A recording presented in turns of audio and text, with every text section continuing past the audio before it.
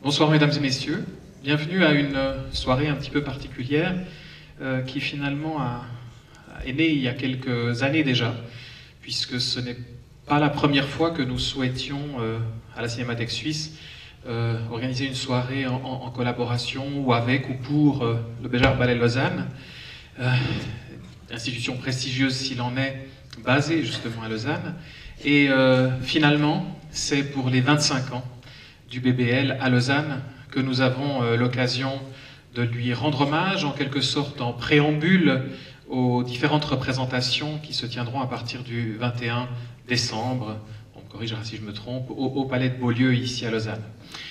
Préambule évidemment cinématographique, puisque nous avons l'occasion de projeter dans une condition assez unique, parce que pour différentes raisons, ce film a été relativement peu vu, et en tout cas pas en Suisse, le film de Arantxa Aguirre qui raconte la recréation des spectacles que justement vous allez pouvoir voir bientôt ici même à Lausanne, pour ceux qui ont déjà des billets, parce que d'après ce que j'ai entendu c'est complet.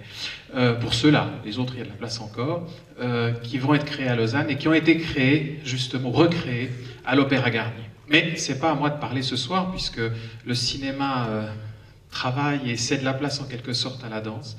Et j'ai le plaisir d'appeler tout d'abord sur la scène Jean-Pierre Pastori, qui est le président de la fondation du Béjart Ballet Lausanne, pour dire les premiers mots. Oui, bonsoir à tous et merci beaucoup à la Cinémathèque de nous accueillir aujourd'hui en prélude effectivement à la série de représentations qui va être donnée à partir de samedi prochain au Théâtre de Beaulieu. Alors comme l'a dit Frédéric, il y a 2 représentations du programme que vous allez découvrir maintenant et 4 représentations d'un autre programme tout aussi intéressant, tout à fait en complément, puisque ce sera 2 créations et une reprise d'un ballet de Gilles Roman, Syncope, et également une reprise de L'Oiseau de Feu. Mais pour ce qui est de ce programme que nous allons découvrir aujourd'hui, effectivement, il est très important pour une fondation comme la nôtre, qui travaille dans l'éphémère, puisque la danse, évidemment, ne se conserve pas en tant que telle, on ne peut conserver que les traces de la danse, que ce soit sur la photographie ou bien sur des images mouvantes, animées, d'avoir des films qui permettent justement de garder la trace ou de la genèse ou de la remise sur pied de ballet. Et c'est effectivement le sens du travail qu'a accompli Arantxa Aguirre. D'une part, elle a fait un très très beau film qui a eu beaucoup de succès, on en a parlé, Le cœur et le courage. Ça c'est le deuxième de 3 opus, 3 pour le moment en tout cas, puisqu'il y a un 3e film qu'elle a tourné à Pékin, en Chine, avec le Béjart Ballet. Mais pour ce qui est de ce soir, évidemment, c'est un travail très particulier parce que c'était la reprise d'abord à Lausanne et puis ensuite dans les studios de Garnier, de l'Opéra de Paris, donc, d'un programme de musique sur la musique du XXe siècle, un programme qui n'avait pas été montré depuis fort longtemps et que d'ailleurs on a maintenant le privilège de revoir à Lausanne. Merci Jean-Pierre. Alors peut-être si on peut appeler, s'il est d'accord de nous rejoindre quelques instants sur la scène, Gilles Roman, parce que c'est une figure essentielle de toute cette aventure. Merci Gilles. Et c'est un peu à cause de lui qu'on est là ce soir, puisque c'est lui qui m'a donné aimablement le DVD du 2e film de Arantxa Aguirre, parce qu'on avait loupé la première du premier film, parce que je venais d'arriver, que la ville de Lausanne n'avait pas encore acheté le Capitole. Maintenant c'est fait, elle a le Capitole, donc normalement on ne pouvait pas rater cette première du 2e film de la série. Mais Gilles, quel effet ça fait au fond de te revoir sur scène, de te revoir sur l'écran, travaillant avec tes danseurs, recréant quelque chose qui fait partie de ces traces immatérielles, hein, qui sont ces chorégraphies créées il y a longtemps, parfois proches de toi, parfois moins proches de toi, et de les revoir justement réélaborées comme ça sur l'écran. C'est un film qu'on a à peine vu. On l'a vu un jour dans la salle de chant du Béjart Ballet. Alors ça va être très important pour nous de le voir ici. Les danseurs chantent, enfin c'est l'école. Oui, c'est ceux de l'école qui chantent. Écoutez, je sais pas l'impression que ça va me faire, mais en tout cas, j'attends de le voir avec impatience. Et puis, je voulais surtout remercier Arantxa, parce qu'elle a fait un travail formidable avec nous depuis des années, elle nous suit par passion, par amour. Et un film, c'est en même temps la réalité, mais c'est pas du tout la réalité. C'est la réalité vue par les yeux d'Arantxa. Donc les ballets qu'on voit au cinéma ne sont pas les ballets qu'on voit sur scène, mais elle arrive à montrer une vérité entre les rapports des êtres dans le travail, avec la musique, avec la chorégraphie de Maurice, qui sont, comment dirais-je, très intimes et très particuliers, et on voit autre chose sur scène. On voit la force de la chorégraphie, la force des interprètes, mais dans ces films, on voit une vérité plus intime, plus profonde, je sais pas, différente en tout cas. Donc je suis ravi d'être là, voilà. Juste encore un mot à propos de l'intimité, parce qu'une des particularités du film, vous allez le voir, c'est qu'en dehors des spectacles, que l'on voit bien évidemment, il y a le travail de recréation, le travail très proche des danseurs, des chorégraphes, et donc il y a ce rapport d'une caméra qui est présente près de vous. Et c'est étonnant de vous voir de façon si intime au travail, avec une caméra à côté, parce qu'on s'imagine bien qu'elle est là. Comment se fait-il qu'elle ne vous dérange pas? Elle semble pas être là. Elle a un talent formidable, elle disparaît. Donc, elle se plaint qu'on la voit pas, on l'accepte, mais parce qu'il y a beaucoup d'amour dans sa démarche. Donc, quand on se sent aimé, on donne tout, et puis elle fait partie de la famille.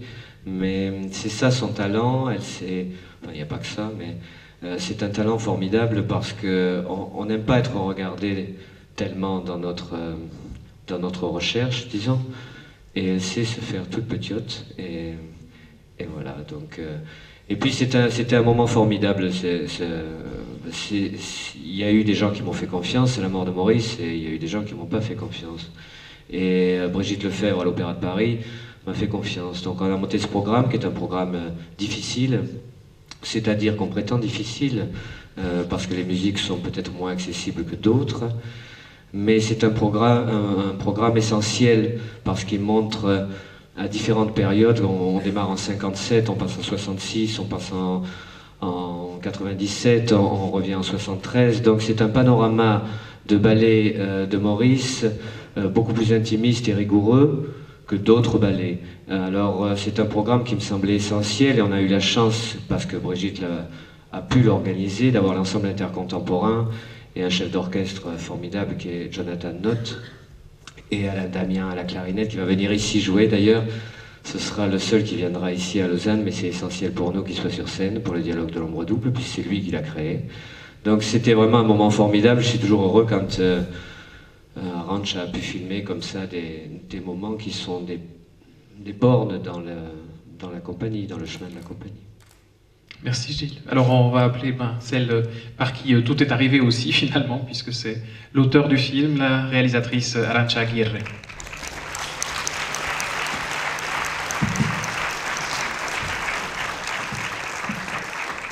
Bon. Merci beaucoup. Qu'est-ce que je peux dire après de ce que je viens d'écouter? Mon français, c'est peur, mais bon, je vais essayer. Merci beaucoup à la Cinémathèque suisse, à la Fondation Béjar Ballet Lausanne et son président Jean-Pierre Pastori d'avoir fait possible cette projection.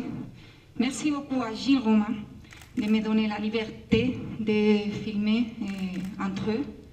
Ça fait déjà quelques années que je filme avec la compagnie et ça devient de plus en plus passionnant. Avec le temps, c'est un grand sculpteur. J'aspire à enlever tout ce qui n'est pas nécessaire, toutes les anecdotes, les détails pittoresques, et à vous offrir une image de la compagnie nette, telle qu'elle est, toujours à l'œuvre, toujours à la recherche de la beauté. Merci beaucoup. Et, bon, excusez-moi, finalement, j'ai su que ce spectacle de Paris a été la dernière fois sur scène d'un danseur historique de la compagnie, Domenico Levray, qui nous a donné tellement de joie et de lumière sur scène. Alors, je voulais, avec la permission de Gilles, lui dédier cette projection. Merci beaucoup. Il est là, Domenico, justement. On peut l'applaudir. Mais Arantxa, si vous me permettez quand même juste une question encore. c'est qu'est-ce qui vous a donné envie d'approcher la compagnie et comment s'est passée au fond la première rencontre avec la compagnie qui finalement, de laquelle est né quelque part ce mariage qui finalement continue depuis quelques années où vous suivez toutes les activités et les aventures de la compagnie. Comment ça a commencé? Bon, il y a 30 ans, j'étudie à Bruxelles, à Moudran. Ça, c'est très important. Mais avant ça, j'ai vu le Béjar Ballet Lausanne à Madrid, à Santander. J'ai vu danser Gilles Ladagetto à Santander. Ça s'appelait le ballet du XXe siècle, pas le Béjar Ballet Lausanne. Mais bon, comme beaucoup de gens qui sont ici, l'expérience d'être près de ces œuvres, de ces danseurs, marque.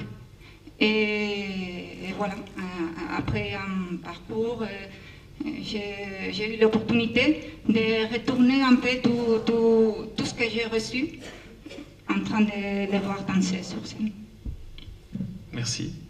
À tous, Jean-Pierre, Gilles, Arantxa, et à tous ceux qui étaient là, merci et bonne projection. Merci.